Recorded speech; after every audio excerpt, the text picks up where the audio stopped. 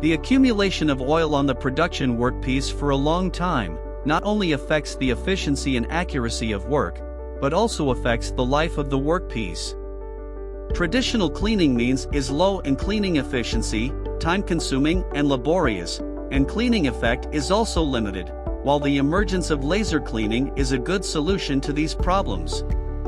It can easily remove all kinds of oil on the equipment and workpiece, and will not cause damage to the workpiece itself. Power can be used, no supplies, no pollution, operation simple, safe and efficient.